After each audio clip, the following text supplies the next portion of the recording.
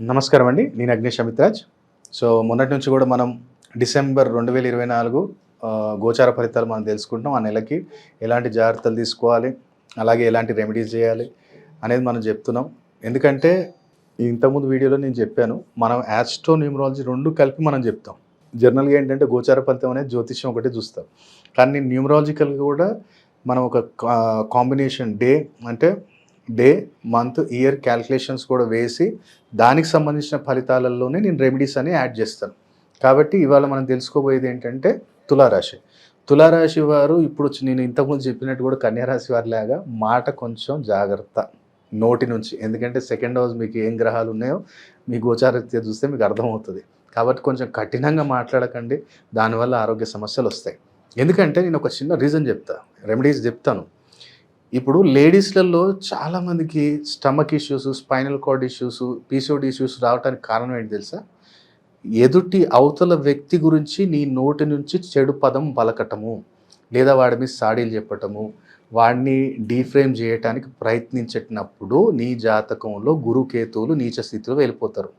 నువ్వేదో గురువుకు సంబంధించిన వస్తువు దానం చేస్తేనే కాదు, వాణికారకుడు బృహస్పతి, వాణి శుద్ధికారకుడు బుధుడు.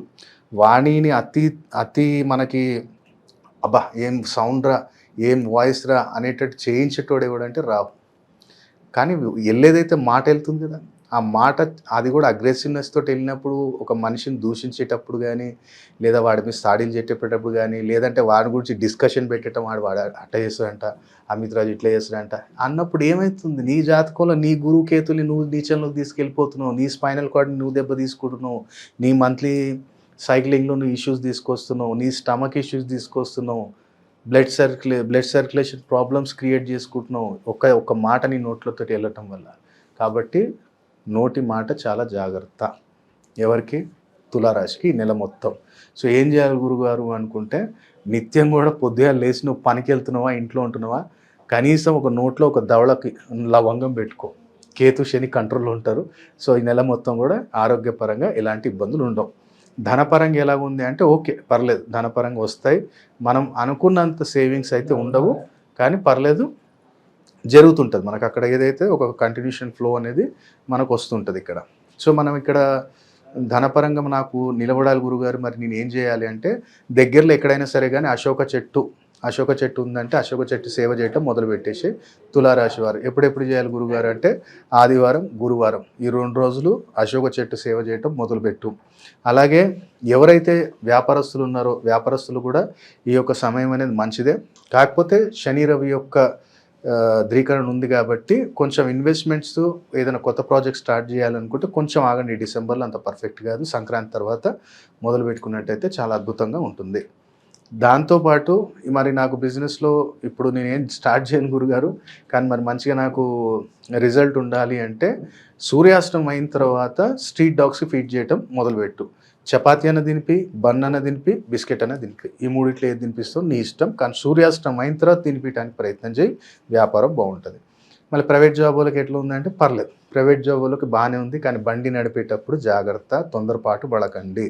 ఎందుకంటే ఈ సిచ్యువేషన్ రాహు పొజిషన్ ఏంటంటే శని తర్వాత ఉంది కాబట్టి తొందరపాటు పెడతాడు. అది జల్దీ అయిపోవాలి, అక్కడికి వెళ్ళిపోవాలి, ఇక్కడికి వెళ్ళిపోవాలన్న తొందరపాటులో బండి జాగ్రత్త.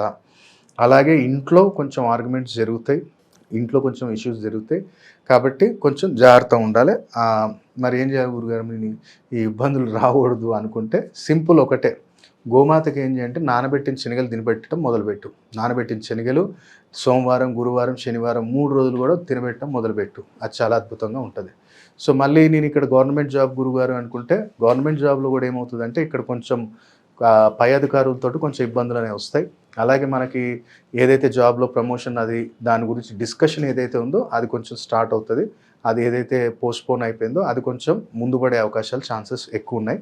దానికి ఇంకా మనకి బెనిఫిషియల్గా రావాలి రిజల్ట్ అనుకుంటే, దానికి ఏం చేయాలంటే మీరు ప్రతి ఆదివారం రోజు సూర్యభగవానుడికి దీపం పెట్టండి. సూర్యభగవానుడికి నెయ్యితో దీపం పెట్టండి. అలాగే సూర్యభగవానుడికి ఒక యాపిల్ పండు తీసుకొని దాన్ని 3 ముక్కలు చేసి నైవేద్యం పెట్టండి. ఇది ప్రతి ఆదివారం ఈ నెల మొత్తం చేయండి. అలాగే ఎవరైతే విదేశీయానం వెళ్ళాలనుకుంటున్నారో వాళ్ళకు కూడా ఛాన్సెస్ బాగున్నాయి. రాహు పొజిషన్ బాగుంది కాబట్టి తులారాశి వారికి ఛాన్సెస్ కూడా బాగున్నాయి. కాకపోతే ఏంటంటే గురువు యొక్క అనుగ్రహం కొంచెం తక్కువ ఉంది కాబట్టి మీరు నిత్యం కూడా ఏం చేయండి అంటే దగ్గరలో బాబా అంటే గురుస్వరూపులు ఎక్కడైనా సరే దగ్గరలో మన గురుస్వరూపులు ఏది ఉన్నా సరే కానీ అక్కడికి ఏం చేయండి అంటే చపాతీ ఆలు కర్రీ అంటే మనం సాయిబాబాకి మన చపాతీలు మనం అక్కడ నైవేద్యం పెట్టవచ్చు. ఆలుగడ్డ కర్రీ తీసుకెళ్ళండి. ఆలుగడ్డ కర్రీ తీసుకెళ్ళి అక్కడ నైవేద్యం పెట్టడం, అక్కడ పెట్టి అక్కడ ఉన్న బెగ్గర్స్కి ఎవరికైనా ఇచ్చేయండి. లేదంటే మీరు లోపల నైవేద్యం పెట్టే అవసరం కూడా లేదు. బాబా గుడి దగ్గర కానీ లేదంటే రాఘవేంద్ర స్వామి గుడి దగ్గర కానీ గురుస్వరూపులు ఎవరైనా సరే కానీ ఆ గుడి దగ్గర బయట బెగ్గర్స్కి ఇచ్చేయండి. ఆలు కర్రీ చపాతీ. తప్పకుండా ఈ నెలలో మీకు విదేశీయాన ఛాన్సెస్ అవకాశాలు ఉంటాయి. దాని ఇంకా మీకు బలపడుతుంది. అంటే ఇదేంటి గురుగారు మళ్ళీ చపాతీ ఇస్తే ఆలుగడ్డ ఇస్తే నేను విదేశం పోతున్నా అని కూడా కొంచెం నాస్తికులు ఉంటారు.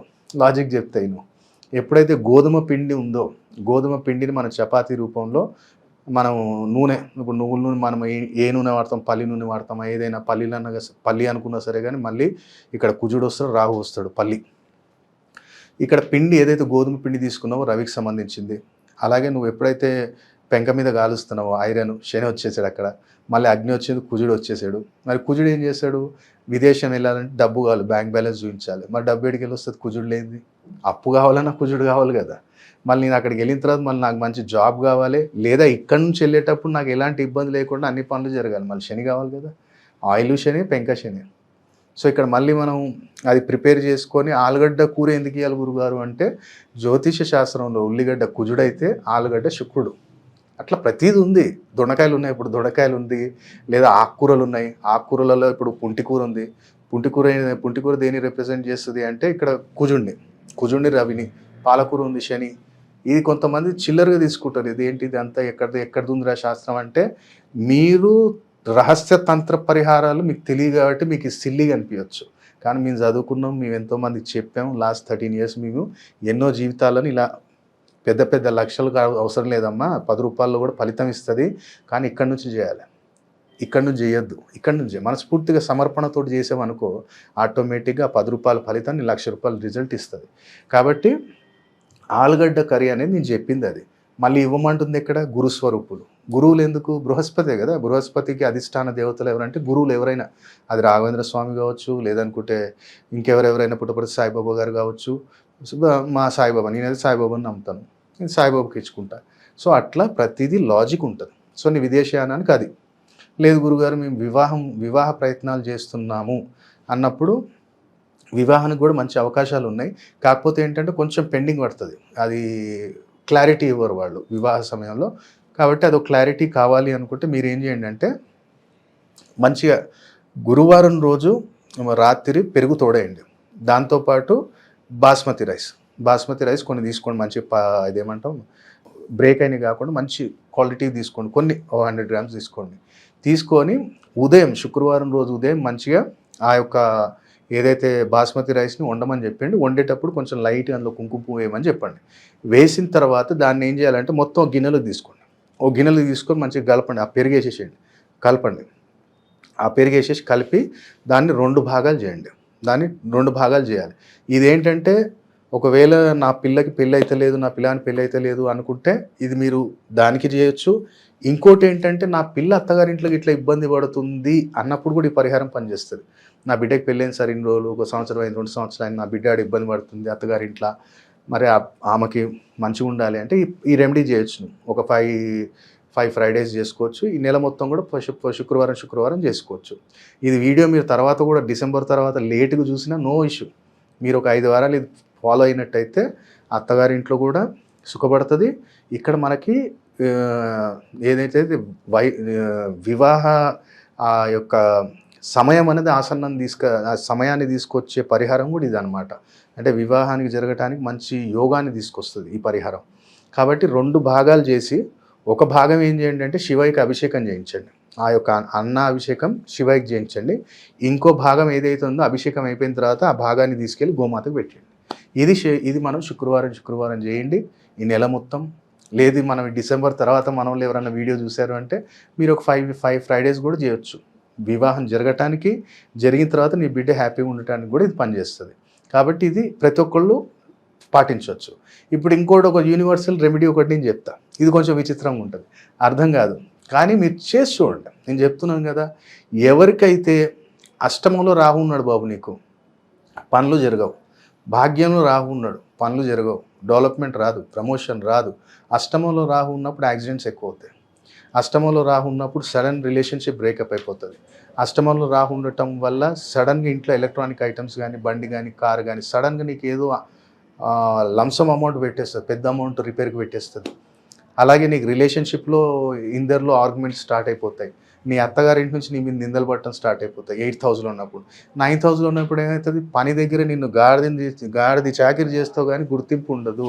ఎంతసేపు ఉన్నా ఏం చేసినారో నువ్వు అన్నట్టే ఉంటుంది ఎప్పుడైతే భాగ్యంలో రాహు ఉంటాడో. సో దీనికి ఏంటిది రెమెడీ అంటే, ఇవాళ రేపు మనకి ఇంటి దగ్గరికి వీళ్ళు మున్సిపల్ వర్కర్స్ వచ్చి మనకి ఇది ఏమంటాం, చెత్త వేసుకొని వెళ్తుంటారు. చెత్తబండి అంటాం కదా, ఆ చెత్తబండి తీసుకెళ్తూ ఉంటారు. సో వాడికి ఏం చేయండి అంటే, మీరు ఆ హ్యాండిల్ ఏదైతే మనకి స్టీరింగ్ ఉంటుందో ఆ స్టీరింగ్కి ఒకటి లెదర్ది స్ట్రాప్ అయిపోయండి వాడికి.